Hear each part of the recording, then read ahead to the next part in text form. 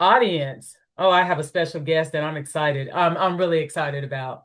And so I'm going to introduce this young man in here and he's going to do the rest because he's phenomenal, phenomenal on his platform. So, audience, please, please, please welcome to Level Up with Katina. And I have Andre the Beast Crayton on my show, and I'm excited. Thank you Hey, for joining my show. How are you? thanks, Katrina, for having me on your show. Man, your podcast, you took my advice and decided to go Yes, to Tal and doing some podcasting. Wow, yes. congratulations. Thank you so much. Hey, you said, hey, just go, just build on it. I started it last year, but when I was on your show and we started talking about different things, and you're like, you know what, go do it, just go with it. And I'm like, sky's the limit, yes, sir. And I Yeah, appreciate yeah. that because it's been taking off since. I appreciate that Congratulations. motivation. So Yeah, tell thank us. you for having me. Thank you for having me on your show. I'm kind of nervous. I'm kind of wondering what kind of questions you're going to ask. First of all, tell us a little bit about you. So I did a little bio on you, on the social media just to kind of give the audience a little bit about you. But looking through your pedigree and your background, let's start with let's start with your journey on the track and field. Tell us a little bit about how you develop into that superstar. Oh my God. It's a funny story. I was in Albany, Georgia, Dougherty Junior High School, and there was a girl named Jennifer Floyd. She happened to have been the sister of the world's fastest man before there was Carl Lewis at that time, Stanley Floyd. Yeah. And she was on the track. She was in high school and I was in junior high, and the schools are right next to each other. So we came out, unfortunately, the time that they were out there. Long story short, I said, "Oh my gosh, she's pretty." And so she was running around the track. So I said, "I'm gonna start running track and field." I figured that'd be a way to get my foot in the door. Right. And so I remember it didn't get me. I didn't wind up ever getting with her, but it did open up a career because I Yeah. started to like, track and field. And I remember the biggest obstacle at that time was Coach Hugh Hicks said that they're taking the 15 best runners to Pensacola, Florida for the track and field meet. Okay. Okay, I'd never been to Pensacola, Florida. And I was like, he said, but we're only taking the 15.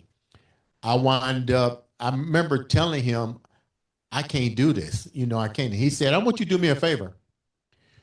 Go home and look that word up and tell me what it means tomorrow. I came back and said, I don't know what that word means. He said, then why use it?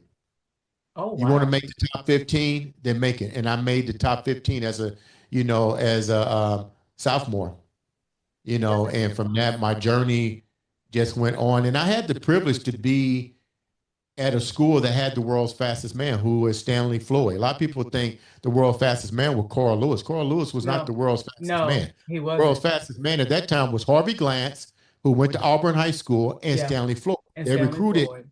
Stanley Floyd to go to Auburn. Me and Stanley were great friends, and Stanley opened up the doors for me to to go to Auburn, but I didn't wind up going to Auburn. I wind up going to Albany State because I was a distant runner, and the fastest distant runner was a guy named Keith Kenny, who was at Albany State. Well, I was running with this dude the same times, and I wind up almost not being able to compete in high school sports my senior and junior year because the school had me to race as a college student at the Tennessee Invitationals Oh, what?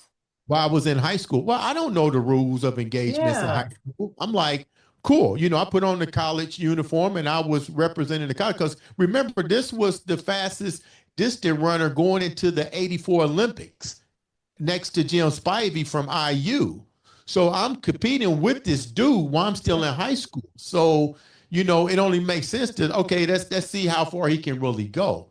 And then it leaked out that I had competed in a college track and field meet at the Tennessee Invitation, and I wasn't supposed to do that. I wasn't a college student. Student. But what it did was I was like, if I can do this at this level, let's keep going. Yeah. And even Stanley Floyd at the time was like, wow, and I decided that my next mission would be to try to qualify for the Olympic trials, and that's what I wound up doing. Unfortunately, I got hurt. It was the first time I ever had an injury. I had pulled a hamstring, and that was a wow. That was a feeling within itself because it felt like my leg had completely ripped, Oh, and um, I just from that moment I decided I couldn't run anymore to the level that I was. Then I think once you get a hamstring injury, most athletes, football or basketball, would tell you it's weak. it's Yeah. hard to come back from that. Yeah. And unfortunately, that happened, and I wind up going into a different sport, which was weightlifting. Wow. So let's take it back just a second. So like in the high school, like in high school, like what did you accomplish there? Like was it a huge stepping stone to the Olympics or even though you had that college debut that you did, but how was your success in college? Like what did you do as far as ninth grade, 10th, 11th, however they classified in that period? In Georgia high school and junior, this was funny. Junior high school was seventh, eighth, and ninth, 10th, 11th, 12th is high school. Okay. My junior high years in school sucked. Um, I literally got an F in weightlifting. It trips people out. Amazing how faith is. I got an F in weightlifting, and now I'm a retired professional bodybuilder. I got an F in. I was truly intimidated with weightlifting. Now I could do like the monkey bars and Yeah. agility type shit, but the Yeah. weights, man, was not my forte. And even when I got to high school, I was able not to lift weights. I managed to, avoid the weight room at all costs. But it wasn't until it was time to go to college that I had to at least do some weight training. So my coach took me. He was really good. He waited till everybody left, which was, this is how you learn from Yeah. adults. He didn't want to embarrass me, so he pulled me to the side and waited till everybody left and said, "I'm going to show you how to lift weights correctly." Which later, after I got hurt, actually became that teaching that he taught me allowed another door in weightlifting to open up for me too. So my when one door opened in track and field, another door opened up in weightlifting, which is like where I said I got an F in. You got an F in weightlifting. That's like getting an F in PE. Yeah. Well, it was PE. I got a flat F. Oops. Oh, wow. Wow. Wow. Wow. Hey, but like you said, he gave you that motivation and gave you that, the mentoring that you need in order to succeed in it. So that's great. Let's go to your Right. weightlifting. So where did you start from there? So you were an F kind of person, and then you continued to grow into bodybuilder. The weightlifting started after I got hurt in the Okay. trials with a hamstring. It was part of rehab. Okay. And the guy that was in the gym, um, it was funny. He looked at me and said, "You ever thought about bodybuilding?" I said, "What the fuck is that?" And he's it's like, he's like, it's getting Yeah. muscles. And I'm saying, dude, I'm like 14 pounds, dude. Like, I just come in here to get stronger. He's like, look, dude, he was a big dude too. He's Yeah. like, man, you could be a bodybuilder, man. So, I was like, okay. I said, can I make any money? He was like, yeah, if you turn pro, you can make some money. Okay. So I think about 21, 22, I Uh-huh. decided to endeavor into the sport. And I remember the first show I did was the Hoosier Bodybuilding Championships in Anderson, Indiana. Okay. It was fit. It was a weight class. I was in the bantamweight or lightweight because I was on like 114, something like that. And um, I get in there and I play. It was 15 people in my division, and I placed fifth. And I was like, wow, we Wow. might have something. And from that moment on, I really, dived into the sport and really flourished. I understood the game. I Yeah. was disappointed a lot because I didn't understand the politics of it, but I knew. that this was something that I can do that will replace running because there was a void Yeah. for not being able to run to the level in which I was. Right. So this was a thing that I was like, I have to compete against myself here, you know. But I'm in front of judges, but it's still the amount of work that I put in. You know, I have nobody to blame but myself if I don't do good in this. So I took it and I set goals on what I wanted to do. I looked at the bigger picture in the sport, knowing what was the longevity of it. Was I going to be able to retire from it? No. Was I going to, and that was the key. Was I going to be able to retire from it Yeah. and live a comfortable life? That would never happen because I saw the Arnold Schwarzeneggers. I saw the big picture of this. And I was like, Yeah. I'm not going to make money. I can use it to catapult me. And that's what I wind up doing. I said, but in order to catapult myself, I have to win. I have Wow. to win at every show. I have to place at every show I get into. So it became a quest to do as many shows as possible. I was doing like 30 to 40 shows a year, Oh, and whoa. Wow. that was unheard of. But you got to remember, I grew up where we didn't have social media. I grew up Right. when we just got map. I grew up when we got the microwave, the DVD, the CD. You know what I mean? Yeah. We didn't have social media.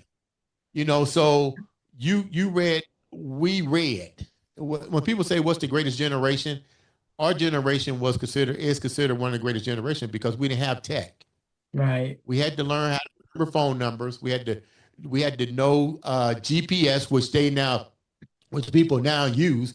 We had to learn it. We had to use our minds.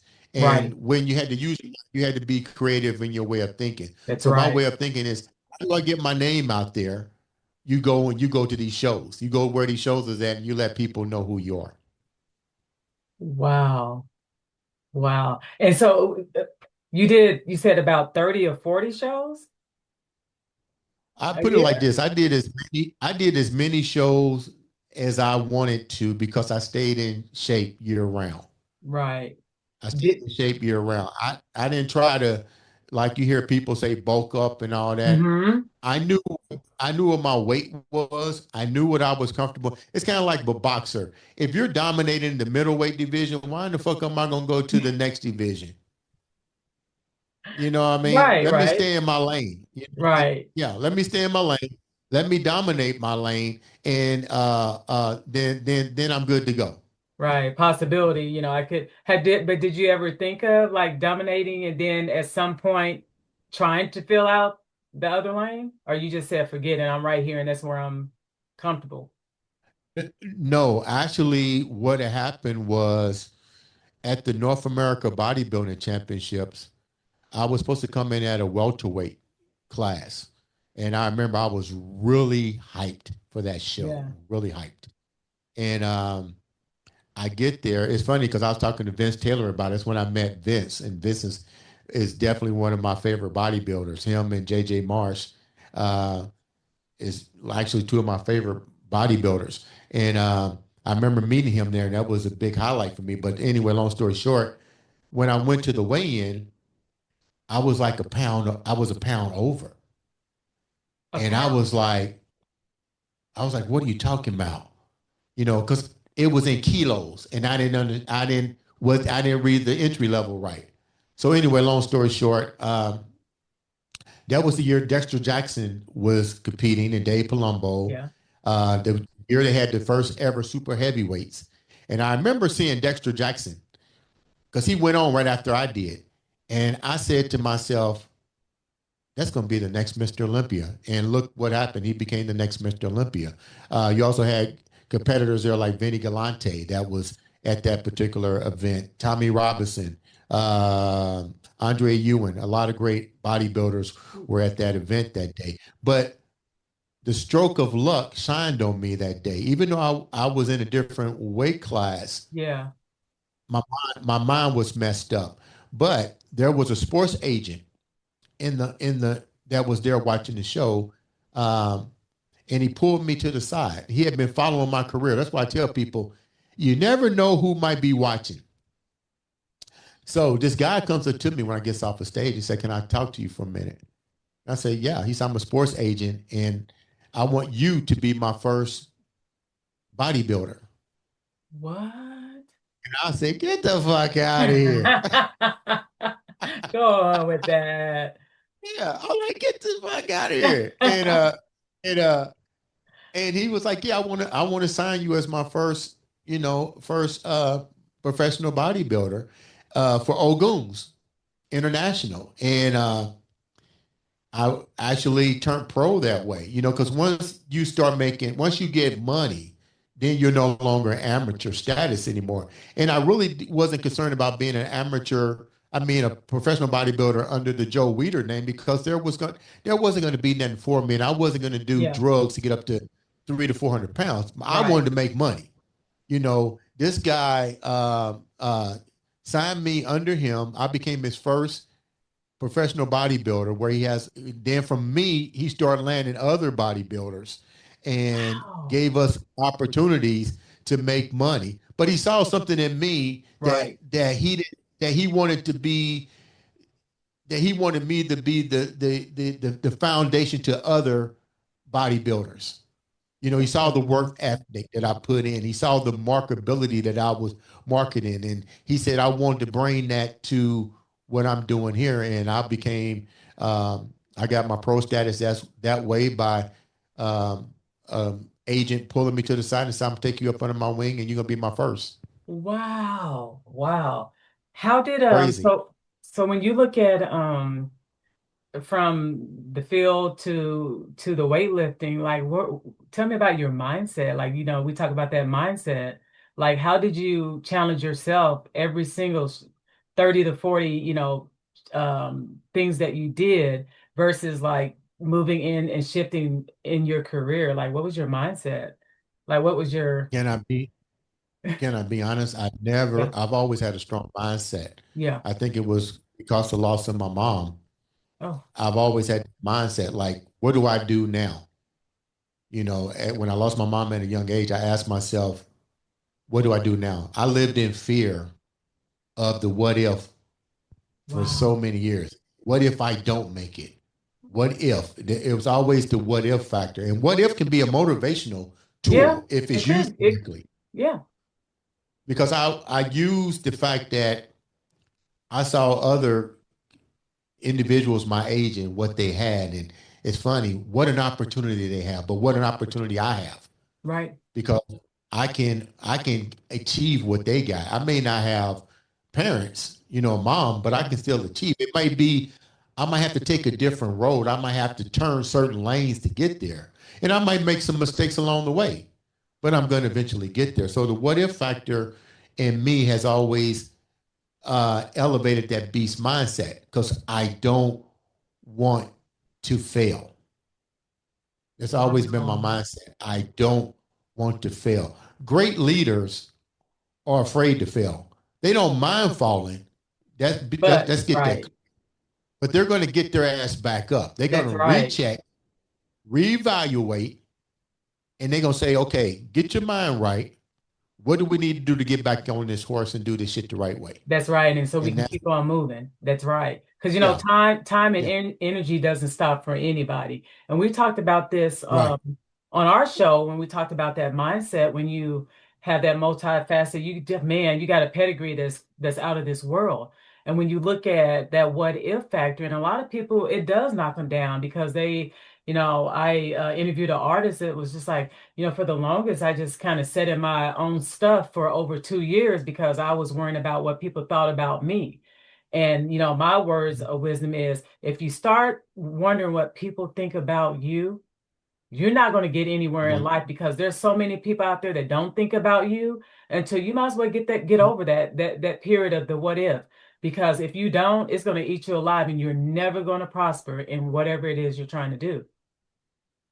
it's funny that you said it because I just had this conversation with one of the podcasts uh, that I'm producing, Jessica Javen's Talk that Yes. you with Jessica, and we was talking last night, and I was talking with some friends of hers, and they were talking about um, coming on the show and talking about their message, And I said, because they want to get off the chest what they were dealing with. I said, let me explain something to you. A lot of people don't give a fuck what's on your chest. They don't.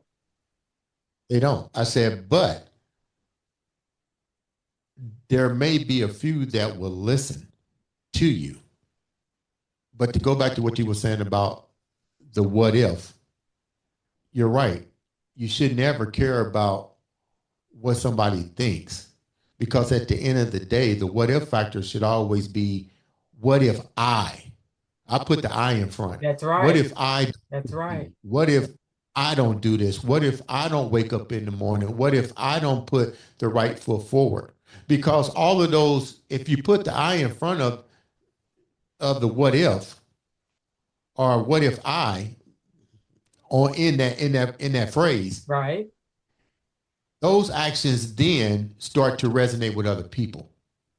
Instead That's of when you start to see how people think about it. Instead of you exactly. going, I wonder what if how somebody would feel if I don't give a fuck about what somebody feels. I mean, really, you really have to be in that mind, So, man, wow, this is a great topic because it leads to. So, I'm just going to use you as an example because you're here. So, it kind of leads to this. You had that mindset when you were in high school and college that you were the best, in your field, and then you went to the Olympics, and unfortunately you got hurt. But at the same time, that what if still wander off into where you are now. Yeah. And so when you talked about, the loss, of your mom, and you put that, what if I, instead of what does people think about me? Because I tell you what, sometimes when you are in a loss of a loved one, or if you're in loss of whatever it may be, people go through a lot of different things in life. And if they can't shift that what if about me instead of worrying about what other people think, this world would be a little bit more distraught than what it is today. And people got to understand that nowadays in this society and the way it's shaped, you got to stop Right. wondering about what people feel, think, do. You got to worry about what does things do to make you feel like the person you need to be. I don't need anybody's validation of who I am. I don't need people to tell, oh, you're so great, you're doing a great job. I don't need all of that because you know why? When I grew up, just like your message, when I grew up in life, when my family taught me the what if you could have done this to do better. And that has been Mhm. instilled with me for now, I'm at my age. And I always wake up saying, what can I do better than I did yesterday? I don't care what people think about me. I mean, I'm just really being honest and candid. I really don't because I know that I work hard. Everything that I do for me. I mean, yes, I'm a social person. I love being around people and I know how to handle myself around people. But at the same time, Right. don't what if me because I already know where Yeah. I am and where I should be. I think what happens when you use the what if factor, I tell people I used IM Beast Network and IM Beast Studios. I never in my wildest dreams thought that life would pivot to where I'm at now. Um, but to go back to the what if factor, what if I didn't do that first podcast? What if I didn't really analyze what I saw? What if I didn't get the opportunity to have my own television show here in Indianapolis with Patty Spiller and Wish TV? I don't, Wow. that what if is, had I not acted on those what ifs, none of this would have manifested to where it is today. Thank you. Very well said. And because you know what, now, I mean, in this industry, everything is a roller coaster, right? Everything is like, hey, we put all into whatever we're doing. And just because something doesn't work, the way we want it to work, nobody's perfect. And if you proclaim to be perfect, you need to reevaluate your mental state because not everybody's perfect. We can strive to be perfect, but there's no such thing as a perfect world. And what we instill in Right. everything that we put into our vision, we got to believe that. And that and I like that. And I'm going to use that, not the what if I, and once you turn that Yeah. into that positive mindset or what if I audience for everybody that is listening, The mind incredible type of thing because sometimes your mind and your conscious can tell you, what if I, what if, and you start thinking negative. But when you turn that Yeah. into what if I, that's a Yeah. positive mindset.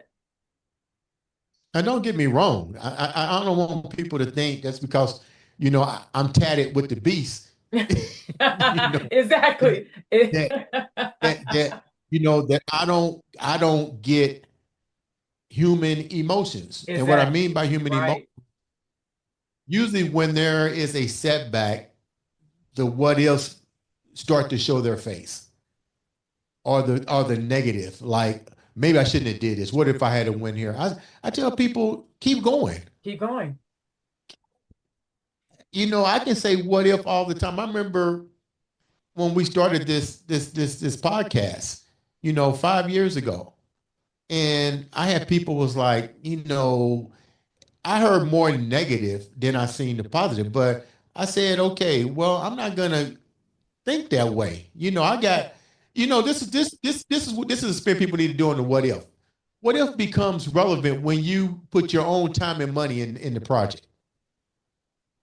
When you don't put your own time and money in a project, what else becomes easy for you? You easy. That's why people fail, because they don't want to keep going with it, because they keep That's saying, well, right. what if I had to do this? That's But if right. you switch that to, what if I do this? Oh, I Because love now we're it. relying on people, relying on that negative mindset, Hmm. and realize that with every venture that you go into, you're going to have obstacles. I think people think Period. success is, bro, you're gonna have some obstacles. I run into shit every day. Every day. Every day. Every day I wake up is not a good day. We run into financial problems. You might run in, you're a podcaster. People, you might have glitches. You may wake up Yes. sick. Yes. You always got to be prepared for the unexpected on That's the right. road to success. That's So I tell right. people, what if it shows its face? Then you deal with it. Then you deal with it. Like you said, I think you said Yeah, it best on my when you interviewed me, kick it the F out the way is what you said. And and the thing about it yeah, is you have to. And to piggyback off of you, not only just in, the tangible things that we have right here. I also talk to people like, say for instance, and this is just an example I'm just throwing out here, say that a relationship, right? Say that, and I'm going to use your what if I, because the what ifs will take it to a negative, or you could take it to a positive. And like you said, we're not saying that we don't feel emotions or whatever. And I'm not saying that this broad shoulder is saying, I don't care what you think, because I'm just moving on. It does, that's not what it's perceived to be. But when you look at like a relationship and say, right. you haven't been in a relationship for I'd just say 5 years, and you're going, gosh, what's wrong with me? What if I could have done this better?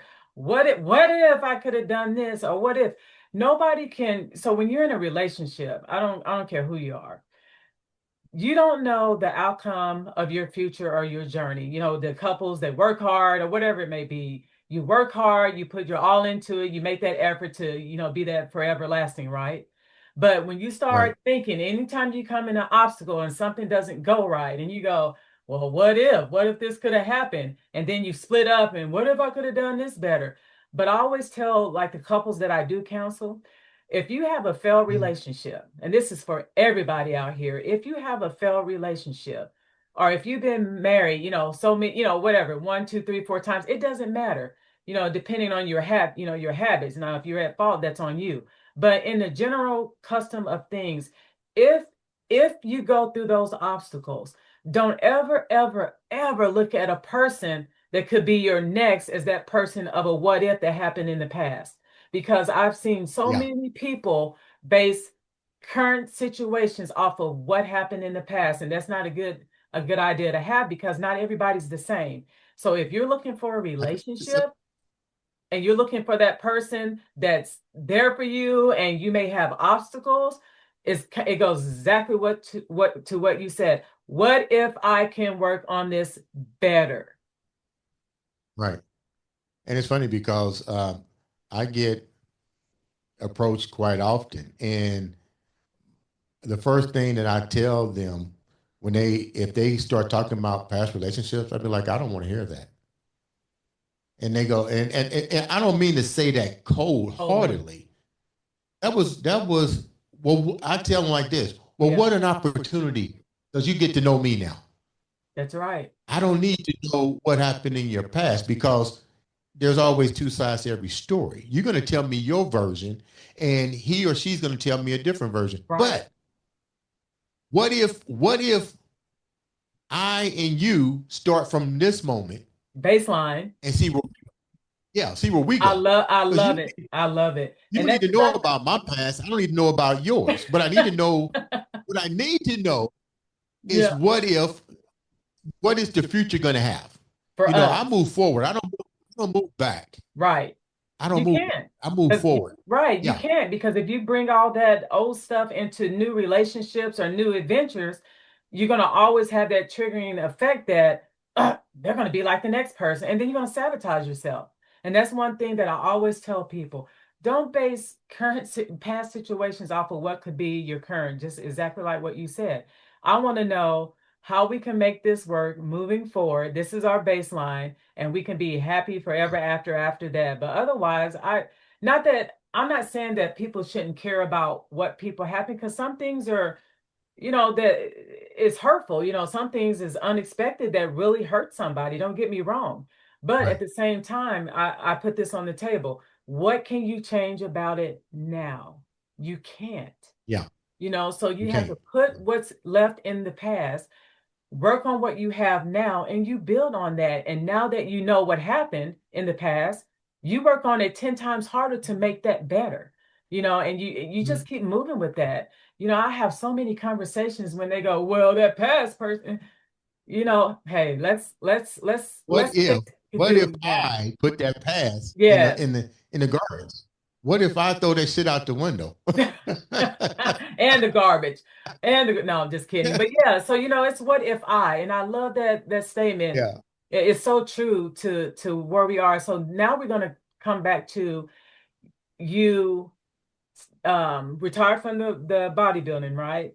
And then you Yeah. discovered this amazing podcast. Well, thanks. Now you're gonna have to tell us about this because this, it's viewable. You're on social media, you're all over the place. Tell us how you developed into that. Actually, I tell people to be successful. Success is determined by consistency. That's I've right. always been consistent in anything that I do. Okay. That's the key. When the opportunity with Patty Spitler opened the doors to a television show here in Indianapolis, um, it didn't fall. It didn't go through. It had great potential. Patty Spiller did a great job with marketing and the whole 9 yards. But um, a lot of change of events happened. We had COVID. Yeah. Um, Yeah. I think it was a challenge because I was probably a different type of marketable person in a market that a man of color they wasn't ready for. And it's hard to market something that people aren't ready Ready for. Does for that it. make any sense? That makes a lot of sense. So, Yeah. and it's funny because when you're dealing with people that are not of a different nationality other than Caucasian, they don't understand it. It's almost like they see, oh, well, I can make that into something. Okay, well, you got to realize I'm this right here. Yeah. How do you make society and your peers see beyond this Okay. to want to invest in your vision as well? Right. Does it make any sense? Makes sense. So, but I saw um, I saw that it was becoming a struggle. I saw it was becoming a struggle, but at the same time, you've already put the genie in the bottle out by saying coming to Wish TV and such, the Andre the Yeah. Beast Crayton show. Well, And the social media pages is looking for this shit to happen. Yeah. Right. So it's amazing out of a sick pandemic affecting everyone, I use that to say, what if I take what they put together and redo it? So one of my clients, she asked me to come and do a podcast. I said, this was exactly what I said. What the fuck is a podcast? I'm a gym owner. I'm a trainer. I don't know. I know I heard the word podcast, but I never knew nothing about it. You know what I'm saying? Yeah. My job is to get you in shape, get your weight off of you, And move on. you know, next client. Yeah. So I said, sure, I'll go. Her topic was Emosin. That was the name of the show, Emosin. Okay. And she had her topic was the fact that her family owned slaves. And she had the documents and all the slaves. Oh, So wow. I'm more like Jason Bourne. When I go places, I'm observing shit. Yeah. So I walk into this guy's place and I see the setup in his bedroom. And I do the show. Show turns into be one, two. They asked me to come back and do three more. Okay. And I asked her, I said, hey, can I talk to this guy? And so I talked to him about doing the same thing for me. So now what I did was something that wasn't really unfolding with Wish TV and stuff. I now have control of this. My name is not going to go out there and nothing's not going to flourish. Right. You know what I'm saying? Right. So I took the control of my name in the brand and brought it to the podcast. So during the lockdown, I said, now's the time to really market it. Let's treat it like television. Let's make it something that people want to see. And then when we got out of COVID, I went straight for production. I went to the guy's studio and I was like, hey, let's go. But I had to learn the operation because I'm dropping money every time I walk in. But there was no sense of direction. And I remember him telling me he had cameras. I said, what's those cameras for? He said, oh, we can go live. I said, what's live? What's live? I do social media, but I don't know what live. He said, oh, that's streaming out. So I'm learning at the same time, but I'm learning not to take anybody's idea. I'm learning so I can home in on my craft, Right. you know? And so I remember telling him, I want to do video. How much is it going to cost to do video? This was his exact words to me. Dre, nobody watches a fucking video. It's a podcast. It's about talking. I said, dude, I used to be a school teacher. There's two ways of learning. There's hear and there's seeing. Right. I pay the difference. I pay the difference. So he did make sense. So we took podcasting from just people talking into video. And it blew up. It blew up. Next thing I know, he called me and said, hey, Joe Rogan has his videos up on Spotify. I said, who in the fuck is Joe Rogan? He said, Dre, you don't know who he is? I said, I don't know Joe Rogan. He said, the guy from the Fear Factor. Okay, Oh, so now I do wow. my research on this. I do my research on this guy. Well, he's supposed to be the father of podcasting. Yeah. I don't know nothing about him. I just know the Fear Factor. But what I do know is his videos are up on Spotify. Now, remember, the guy told me nobody's watching video podcasting. Next thing you know, our stuff is up on the videos. So now we created another platform for videos for the show as well as YouTube. So those are only two places. Before we knew it, within the next couple of weeks, we're up now on video on Pandora. Pandora and Oh, Spotify wow. are the two major killers. So we're up on three platforms now as a video podcast. You see what I mean? Yeah. Alongside Joe Rogan. Now you look at the podcast industry every 3 years. That was 4.5 years ago. Now everybody is doing video podcasting. Right. Crazy. Yeah. Crazy. Wow. Tell them a little bit about like where you're located, like your setup. You were kind of sharing with me how your location was. It was like, whoa. Oh man, that was we eventually this is what I tell people. Sometimes you have to shake your tree. And it don't mean that you shake your tree all the time to remove bad things. I shake the tree to make the tree grow. Right. I saw what my vision was, but our producer at the time did not see the vision. And I decided to basically learn how to do it, how to produce, how to, you know, everything that they wasn't going to teach me, I was going to learn how to do it and say, okay, Yeah. I need to take, and that's what I tell people, have control of your own brand. Right. Have control of your own because, and you said it on your show, don't go back and say, what if I would have let him do something? What if I would have let her do something? I tell myself, what if I, how That's can right. I take it to the next level? That's What right. do I need to learn? What do I need? What equipment do we need? How do, and the first thing was I had to learn it. Countless hours of learning. We started in my home and trial and error. You know what I said? That's right. Let's take the viewers on a trip with us. Let's let them see what we're doing. Why stop the season? Let's let them see what we're doing. We got nothing to hide. Let them see how hard it is. And luckily, the fans followed us through the developmental phase. Wow. Um, the Sheraton Hotel was really at Keystone at the Crossing, beautiful Indianapolis, Indiana, the premier hotel for fine shopping and accommodations. Um, they were real instrumental in helping us see the vision. Wow. They saw me putting it together. I think they didn't really see the big picture. You know what I mean?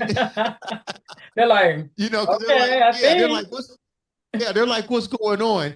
And uh, they was really instrumental. And we wanted a location. My vision was to create a Vegas type environment in a market that's not Vegas. It's Indianapolis, Indiana, but I call us the new Black Hollywood. Uh, and we wind up coming into the Sheraton Hotel at in Indianapolis, Indiana. We have a beautiful studio here. The staff here is beautiful. They Wow. accommodate us to the fullest. They support us. Uh, the guests love it here. When they come, they're like completely surprised. I wanted a studio in an accommodation to where if I'm going to be on somebody's show, the first thing I want to do is make sure that I'm in a safe environment, Number that I one. have a beautiful place to sleep. Yeah. I have food. I have shopping. And if it's cold, I don't have to go outside. That's right. We were able to do everything in this location. Wow. Wow, that is. Yeah. So is the studio built like on the first floor or is it in We're on the first floor on the Clearwater Ballroom side. So when you come into the hotel from the front entrance, you just simply go by the where the restaurant and the bar is at. It's two sides. wow. So the reservation side, and we're on the opposite side. That is beautiful. That is beautiful. So now you went through the development, you went through the phases of a beautiful setup. Tell us about like the guests that you have. I'm like, you have, and I meant to ask you this earlier, but I've seen some guests out of Canada. Like, do you do some Canada podcasting? Tell us about how you come to the creation of the people that you bring in order to interview. I have to really talk. I really have to give credit to our booking people. They go Yeah. out and they find the guests. They consult with me on the guests. Um, we have some really some cool guests. We've had people come all the way from Russia, you know, and Wow. they document their whole trip from the time they get off the plane to coming in the door. We have people come from Florida.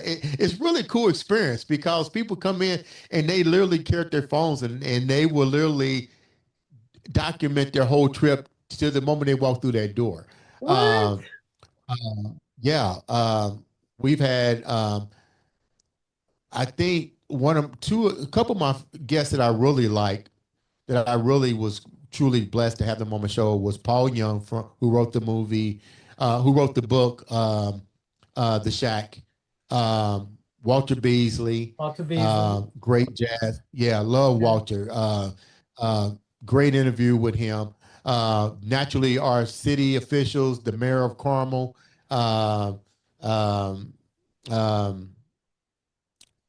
man, the list can go on. I know I'm gonna leave some people out. Musical artists, such Yeah. as 12 and like we was talking about forecast. Yeah. Um, I hate to leave anybody out, and naturally my Wow. co-host Yolanda Smith has always been uh, truly a backbone. I have to give shouts out to my daughter, Cinnamon, who, if it wasn't for her when we first started on her Yeah. own, she did all of our editing. She was like really Oh, big. She's like, Dad, wow. you need to learn this. Yeah, she's like, you need to learn this. And, these can be brutal. And, but, Ooh. I learned it. And I think the most beautiful part was when I learned it and she said, Dad, I'm proud of you. And I was like, Oh, wow. And my family's wow. major big supporters. And even the people that we're producing shows, Yeah. they get the chance to actually come and we produce their show. They get to see what it's like to really put together a podcast. And they, what they say when they leave here? Damn, this is not easy. No, it's And not. you It know, is you not got easy, video. and even so, even like with the editing, I have five I have to edit after this one already, but even down to the editing and just putting it together and the effects of it, it's like when I say hours and hours, you know what it's like hours.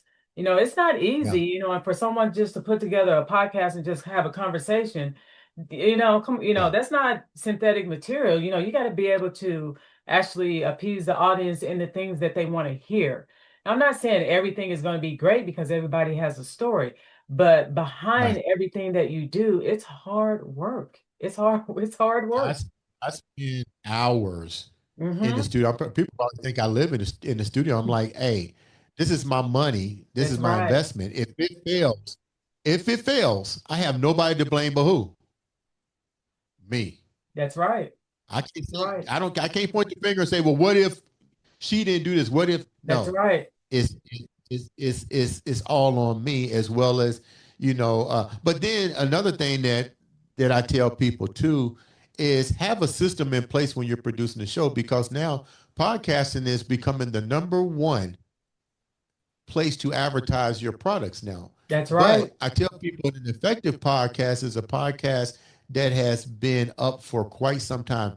Not 20, not 3 days, not 6 months. I'm talking about enduring. That means you During. need to be up for at least 3 years or That's right. more because That's right. that shows you the dedication. And what did we say about being great?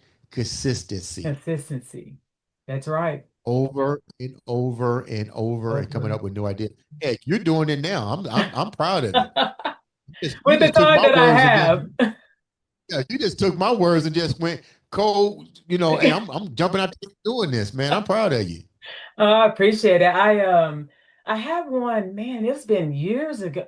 I started years ago, and then when I started the school, just schooling and things like that, I'm Yeah, like, I share my story when I'm out because I do motivational speeches and stuff. So more of what I had to give was out, on the stage or in the public. We give those, motivational things and what we learned through in our careers.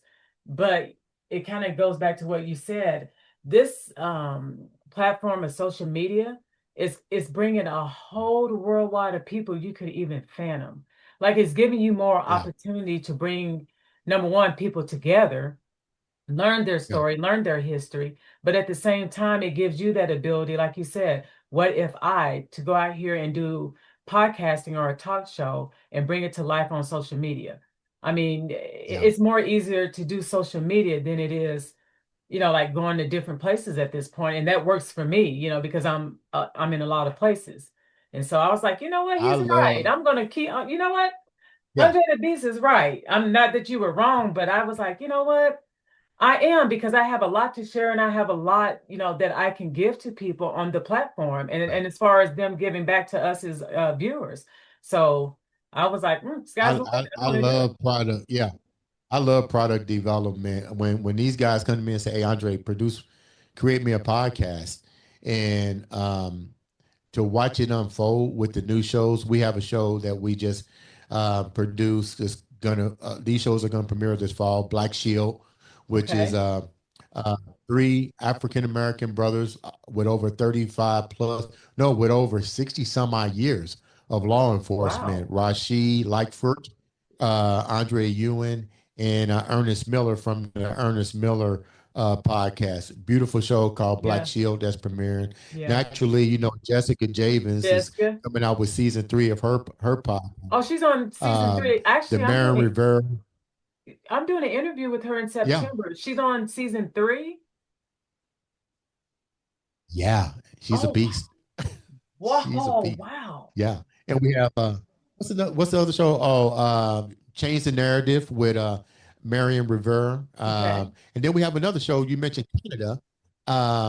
Is David Darren Burns. That's his name, Darren Burns, Okay. who's going to come out with 61 Never Forgotten podcast. A beautiful story of a Yeah. man overcoming sexual trauma at a Yeah. young age, retired at 61 years of age from Canadian Football League. So we have Wow. and I forgot the Cinnamon Crayton podcast. She's coming back onto the circuit with Wow. her podcast. So we got a lot of shows coming out this fall at the IMB studios. Wow. And so when you say developing podcasts, are you taking like develop people that are doing the podcasts and talk shows and bringing them to life, or are they outsourcing on their own? Like how's that intertwining into the development? What they do is they the product development is they bring the idea to me. They'll be like, Okay. "Hey, Dre, got an idea for a show," and we'll sit down with them and say, "Okay, tell me what the show's about." And that's where Yolanda comes in. They have to meet with Yolanda first. Okay. The branthapist, and that way we can do what is called the defragmentation. Okay. The defragmentation is everybody, like you said, everybody has a story, but Yeah. is your story is your story capable of sustainment? Right. We don't want a trauma impact world, but Right. let's see where your story can lead. Is it durable to go 3 years and Right. beyond? Right. And a lot of times what happens is when we doing product development with new shows and new artists is they want to capitalize a lot of their trauma. And I'd be like, but the trauma isn't you. Yeah. What if let's go to the I, what Yeah. if we remove that? Then who are you outside of the trauma? Right. Now let's create the show. Oh, Let's create you the know show. what? Let's I not make like the show that. about everything you've been through.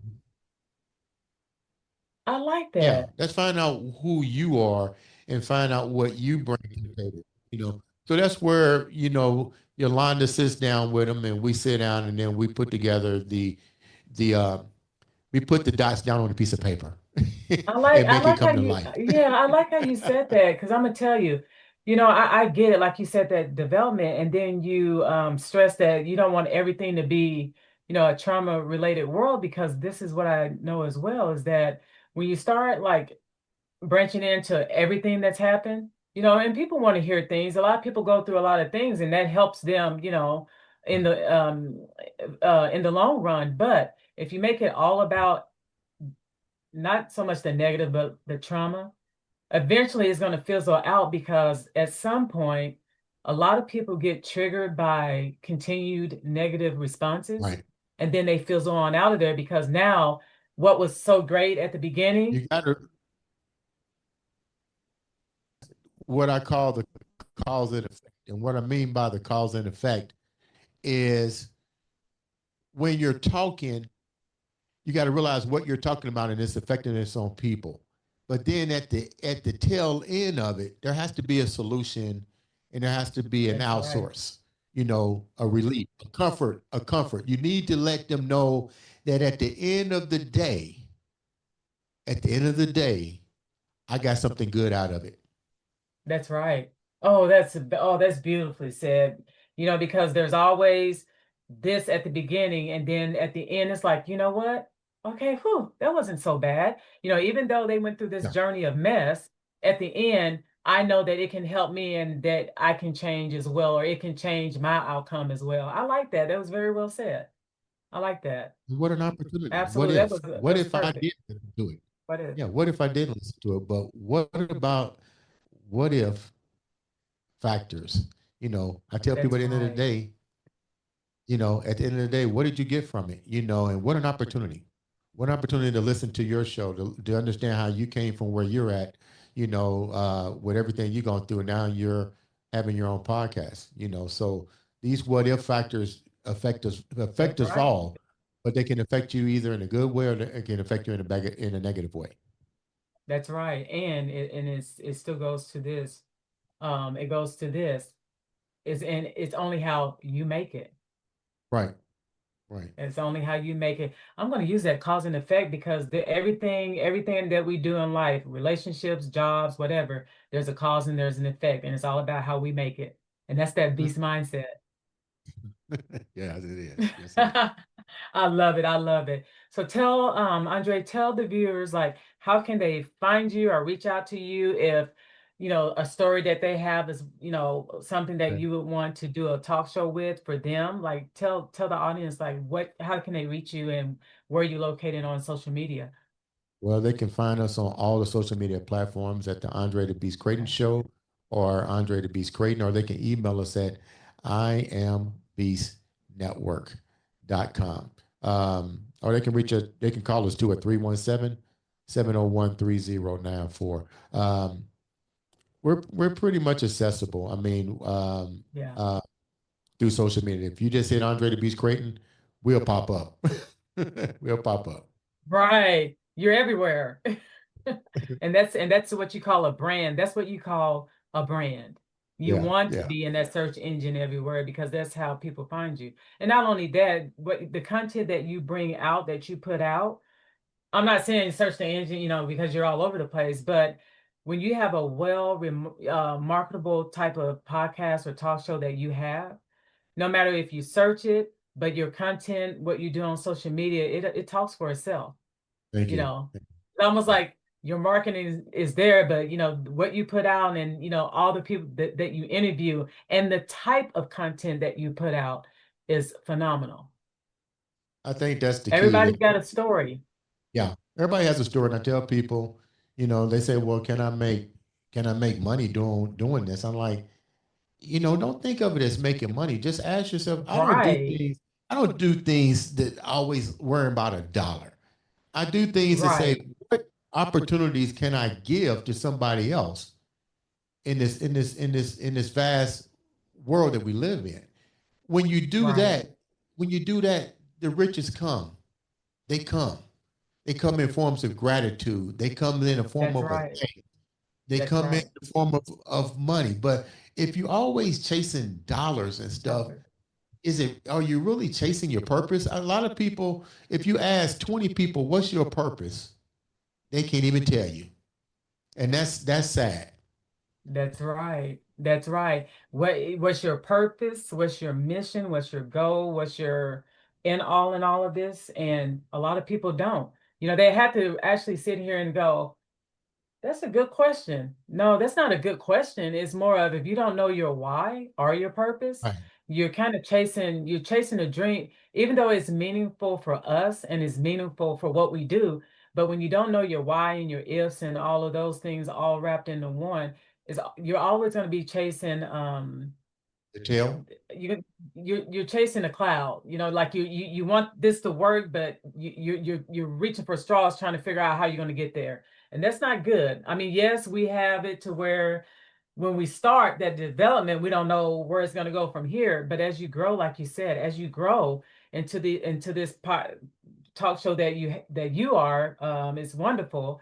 Then you start to see the true vision of my purpose, my mission, my goal, and what I put at the beginning, man, it has flourished to something beautiful. And you've been doing this for 5 years. Yeah. It's amazing. It's amazing. I couldn't have did it without the fans. I couldn't have did it without my family, and I couldn't have did it Your without, team. Yolanda. Yolanda has always been my co-host, my ride or die. I always tell Yes, people you gotta have somebody you can bounce stuff off on. And that's right. even though she's not always in this chair, she's a phone call away. She's always a phone call away. I'd be like, hey, I need you. She'll be right there. So Oh, wow. I always tell people, look at who you strap your wagon to. That's right. Always. I don't need a lot of people Always. to be in my wagon. I need effective people in my wagon. And honest and trustworthy people. Yeah. And that goes a long way for me. I can have a wagon and I can have I can have those people to help me, hook it together and put it on the back of my thing. But if you don't have that person, those people that you trust, honesty and that integrity behind all of that in one, that wagon, whew, the wheels will fall off. And eventually, either it can make someone or it can break someone. So for you to have someone like her, I value the people that my handful of people in my circle because I just that's just how it is. I don't want a lot of people riding my wagon. I want a select few that I know when it's time to get things done, it's going to get done one way or the other. And I got them as my motivation, my inspiration in order to get it done because I want somebody with that mindset that thinks on the same or above level as me and nothing less. So if Right. you can't put in the work like me, don't write it because I don't want you on it. Period. Oh shoot, I forgot. I got to give shots out. I know this is your show. I ain't gonna take up your time. I got to give No, shots you out to my boy Scott at S&G Unlimited. He's been our clothing guy. He does great apparel. He's located here in Indianapolis, Indiana. He's definitely the mastermind behind all of the I Am Beast gear and marketing material that anything to do with I Am Beast. He's actually been a game saver. Like to give shouts out wow. to Omar at the Good Spot. He always keeps us with great food from macaroni and cheese and tater tots and chicken on the show. And last but not least, my boy Edward from Starbucks. Yeah, He's definitely been a major, major supporter. I mean, when we first yeah, started this venture, he was my ride and die. He was my ride and wow. die. That's like I tell people. I don't need to name a lot of people, but I can name 5 effective people that have been Yeah, with me from day one and have that's never, right. ever left my side. And that's the beast mode you want on that wagon. Not that Yeah, nobody else is not important, don't get me wrong. yeah, yeah, But when you know that those people will ride or die with you, you don't that's one thing you don't ever, bring down to any other level. But I know they got me when I'm out, or if I'm doing things, I know they got me. I don't have to, pick up the phone and say, what did they do? Oh, did they even do anything today? I've had that. yeah, I had a boutique business in a mall.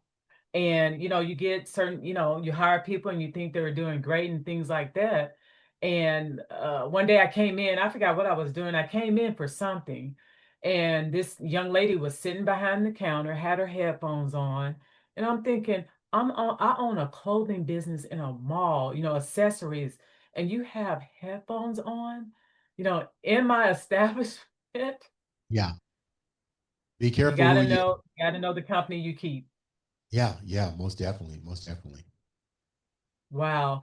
Andre, thank you so much for allowing me to interview you. I mean, you could have been out there, getting some things going, but you took the time to be on my show, and I greatly appreciate it. Oh, I appreciate you. anytime, anytime. I appreciate it. Thank you so much. Anything we can do on our end to help flourish the show, feel free to reach out. You got a great show. I ask everybody to make sure you support her. All it takes is a click of a Oh, button, hit that subscribe, follow, change the life, and that's what she's doing. So I appreciate you having me on your show. oh, thank you so much. And what about your apparel? I saw you have some items up. Oh, I am beast. Yeah, Thanks. can Thank you you, can you Scott. hold can you hold one? Are you able to hold one up? Yeah, yeah. These just came hot off the press. They're shirts that Oh, come I in. love it. I love it. Are they all in t-shirt forms? Yeah, they're heavy t-shirts. People like, when they buy them, they're like, man, this is like really thick quality. It's a champion Yeah. brand quality shirt. We also have hoodies. We have so much stuff, but like I said, it's from the mastermind himself, Scott at S&G Unlimited. You know, Okay. What I can say about Scott and S&G Unlimited is I don't have to micromanage. And when you're doing That's something, the key. if I come up with it, he comes up with the ideas and he's like, Dre, what do you think about it? Go for it. And he's never Wow. let me down. Even if there's a mistake and I don't like something, he'll go back and he'll say, okay, let's try this. let's try this away. So, I love it. they're available also on our website too. And shouts out to Scott. He does all our apparel at S&G Unlimited in Indianapolis, Indiana. Now, is that the website where you can purchase one of those? They can purchase it off of our website, www.iambeastnetwork.com. I am Beast Network. Network.com. Com. Yeah. All right, perfect. All right, Andre. Hey, this has been phenomenal. And like I said, I appreciate you. And hey, if you may get some people coming your way, but you know what to do with it. And don't nobody have to tell Yeah. you how to run your show. You have a fantastic show, but I do appreciate you and Yeah. everything that you're doing. And for all of the audience on my end, subscribe, like, follow, purchase some of those beautiful items. Continue to share Andre's gift out there. He's always sending a lot of interviews through the social media, which are phenomenal. So I'm telling you, you're in for a treat. Every time I see one come up, I'm like, oh, who's on his show next? Yeah. It's amazing. It's amazing. So thank you so much. I appreciate you being on the show. Thank you.